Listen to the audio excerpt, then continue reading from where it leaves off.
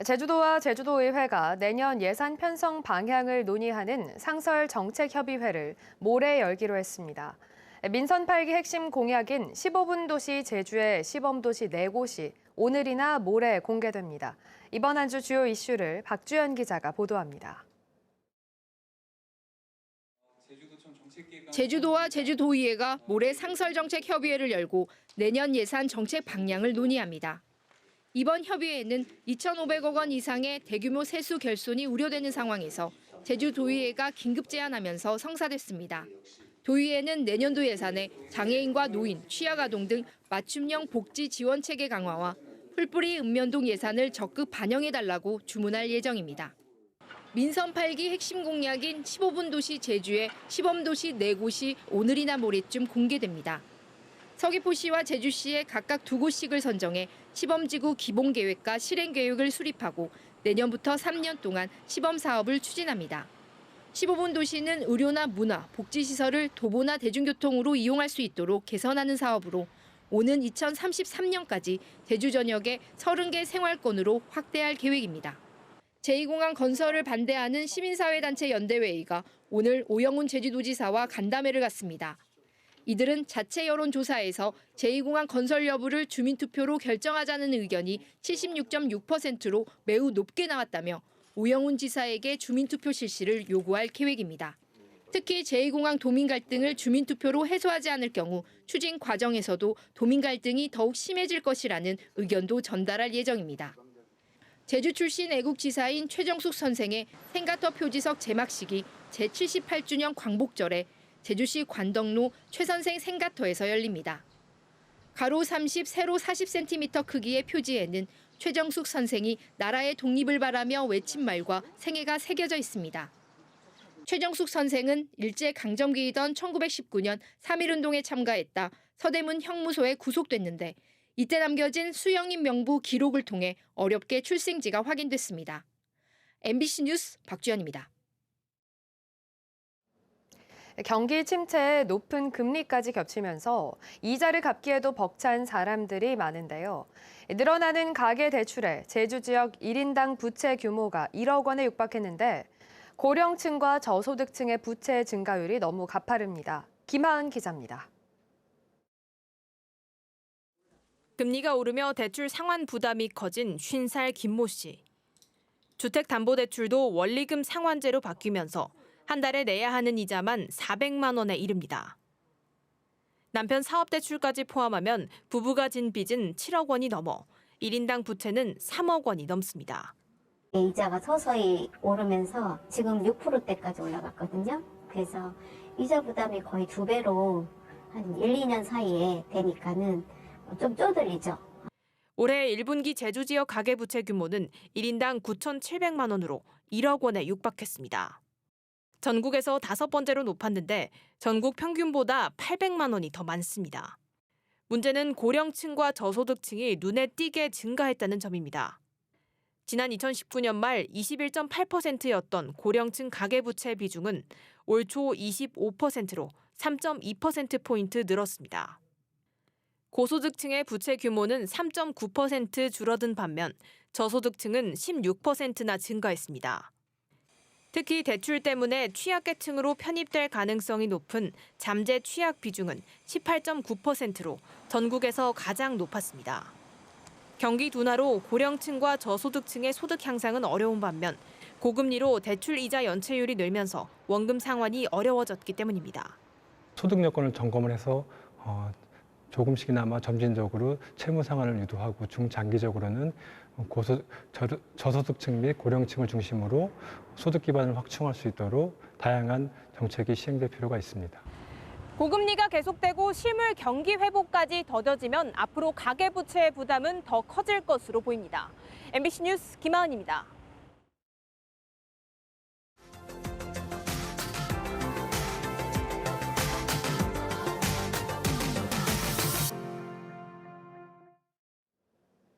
반려인구 1,500만 시대.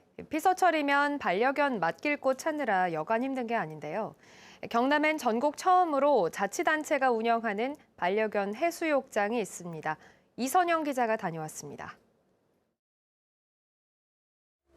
피서객들이 많이 찾는 경남 거제의 명사 해수욕장. 주인과 함께 해변을 산책하던 반려견이 목줄을 풀고 시원한 바다에 들어갑니다. 물을 무서워하는 반려견은 먹이로 유인해보기도 하고 튜브를 탄 반려견에 구명조끼를 입은 반려견까지 다양합니다. 짱이. 아이고 잘한다. 아이고 잘한다. 우리 짱이 잘한다. 아이고 잘한다 우리 짱이.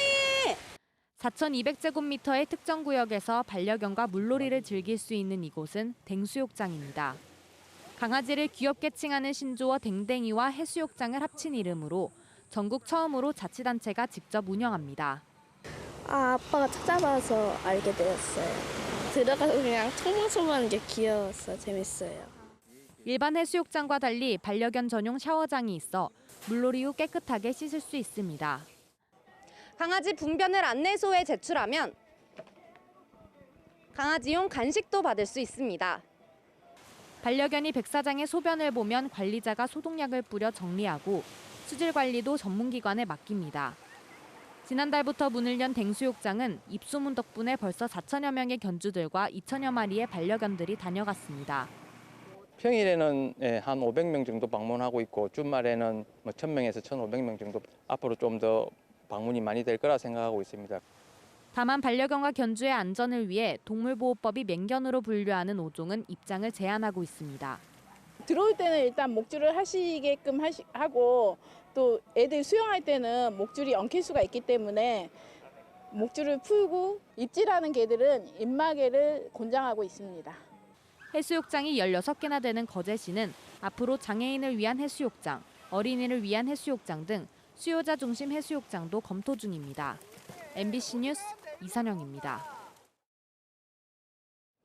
애환의 섬, 소록도로 가는 길목이자 청정 해산물의 집산지로 알려진 고흥 녹동항이 지난 5월 드론쇼가 시작된 이후 관광객이 크게 늘고 있습니다. 고흥구는 관광객 증가에 맞춰 녹동항 일원을 주변 관광명소와 연계한 새로운 테마형 관광지로 만든다는 구성입니다. 최우식 기자입니다. 지난 5월 13일 고흥 녹동항 드론쇼가 첫 선을 보인 이후 지금까지 누적 관람객은 6만여 명. 평균 6천여 명의 관람객이 매주 토요일 밤 녹동항에 몰려들고 있습니다. 평소 드론쇼 하는 날 매주 토요일 날 하는 때는 한 5천 명 이상의 지역민과 관광객들이 유입이 됩니다. 그래서 올 8월 달에 첫째 주에 한 드론쇼 같은 경우는 한 7, 8천 명 정도 왔다고 봐도 과언이 아닐 정도로 많이 유입되고 있습니다. 수협 회센터에서 장어거리까지 비봉로 일대 횟집거리가 문전성시를 이루고 교통체증까지 빚어질 정도입니다. 녹동거리의 숙박업소와 식당들도 코로나 팬데믹 이후 급증하는 관광객 유입에 연일 즐거운 비명이 이어지고 있습니다. 그래서 드론쇼 개최 이후로는 매출이 한 30% 정도 업이 됐었고, 그러고 나서 고흥군 우주 클래스터 유치로 인하여 지금 현재 기존에 평일날 있었던 예를 들어서 일반 출장 온 손님들도 한 30-40% 이렇게 매출이 늘었다 봐야죠. 평소에도 청정 해산물이 풍부한 미식 여행과 제주로 가는 백길로 명성이 자자한 녹동항. 여기에 소록도를 거쳐 이어지는 거금도와 연홍도까지 다른 지역과 차별화된 관광 콘텐츠가 집약된 곳입니다. 고흥군이 3가지 테마로 야심차게 개발하는 관광 권역 가운데 녹동 거금도 권역은 주야간 자연 친화형 테마 관광지로 단연 으뜸입니다.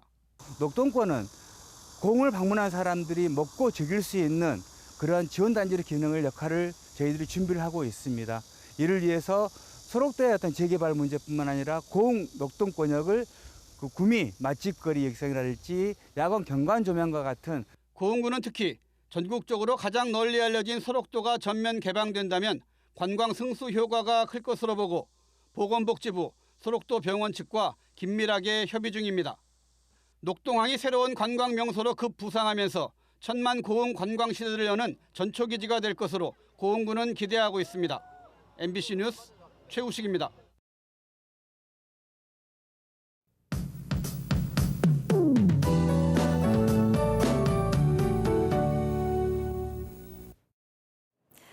이번 주도 무더위와 열대야가 이어지겠습니다. 밤에도 한낮에 열기가 가라앉지 않으면서 제주는 밤사이 최저기온이 26.6도를 기록했는데요.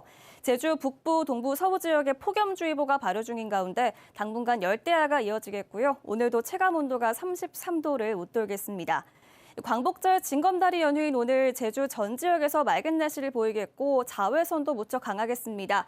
자외선 지수가 매우 높음 정도까지 오르겠고요. 또 곳에 따라 소나기가 가끔 오는 곳이 있겠는데요.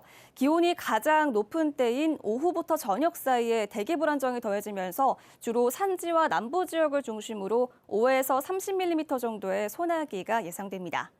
자세한 지역별 기온 보시면 아침 현재 기온 산지 성판항은 18도 보이고 있고요. 동부 지역 24도, 서부와 남부 지역 25도, 북부 지역 26도로 시작하고 있습니다. 낮 최고 기온은 북부 지역이 32도까지 오르면서 가장 덥겠습니다. 그 밖의 지역은 31도까지 오르겠고요. 성판항 26도 예상됩니다. 도서 지역도 맑은 날씨가 이어지겠고 낮 기온 30도까지 오르겠습니다. 바다의 물결은 제주도 전 해상에서 잔잔하게 일 텐데요. 해수욕장에서는 피서철 안전사고에 유의하시기 바랍니다. 광복절인 내일도 폭염 속에 소나기가 가끔 오는 곳이 있겠습니다. 이번 주 금요일에는 비가 내릴 전망입니다. 기상정보였습니다. 치유 공간으로 호응을 받고 있는 4.3 트라우마 센터가 이용자 급증으로 포화 상태인 걸로 나타났습니다. 제주도에 따르면 4.3 트라우마 센터는 지난 2020년 5월 시범 사업으로 개소한 이후 올해까지 연평균 17,000여 건의 실적을 기록했고 매년 이용자가 늘고 있습니다. 이에 따라 4.3 트라우마 센터는 대기자만 670여 명에 이르고 있는데 제주도는 정규 조직과 규모를 갖춘 국립 트라우마 센터 설립이 절실해 정부와 절충 작업을 벌이고 있다고 밝혔습니다. 세계 기록유산 등재를 추진 중인 4.3 기록물의 문화재청 조건부 심의 통과에 대해 4.3 유족회가 환영의 뜻을 밝혔습니다. 제주 4.3 유족회는 성명을 통해 이번 조건부 통과로 유네스코 세계 기록유산 등재에 대한 기대가 한 걸음 성큼 다가왔다고 밝혔습니다. 그러면서 희생자 14,000여 명 가운데 생존자는 116명에 불과하다며 조속히 등재가 이루어져야 한다고 강조했습니다. 전국 아파트 매매 가격이 상승한 가운데 제주 지역의 아파트 가격은 하락세가 지속되고 있습니다. 한국부동산원에 따르면 8월 첫째 주 제주 지역 아파트 매매 가격이 0.05% 하락해 올 들어 이달 초까지 아파트 매매값 누적 하락폭은 마이너스 4.04%를 기록했습니다. 하지만 같은 기간 전국 아파트 매매 가격은 0.04% 상승했고 서울의 경우 전주에 이어 이번 주에도 0.09% 오르며 12주 연속 상승세를 기록했습니다. 제78주년 광복절 경축식이 내일 오전 10시 제주학생문화원 대극장에서 열립니다. 다시 찾은 빛, 빛나는 제주를 주제로 열리는 경축식에서는 제주 해녀 항쟁을 모티브로 한 도립무용단 공연과 제주의 항일운동을 돌아보는 기념 영상, 어린이 합창단 공연 등이 진행됩니다. 지난해 경축식은 코로나19의 영향으로 축소됐지만 올해는 광복회원과 도민 800여 명이 초청됐습니다. 광복절 경축 행사 춤 8.15를 추다가 어제 제주 혼디 누림터에서 열렸습니다. 제주도가 후원하는 이번 행사에서는 독립투사들과 함께 이름 없이 쓰러져 갔던 학도병과 학생 등에 대한 긍지를 느끼기 위해 대규모 애국가와 독립군가 퍼포먼스를 포함한 역사문화 콘서트 형식으로 진행됐습니다. 또 시낭송과 랩, 밴드 공연 등은 물론 독립군 물총 연습과 퀴즈 등 다양한 행사로 구성됐습니다.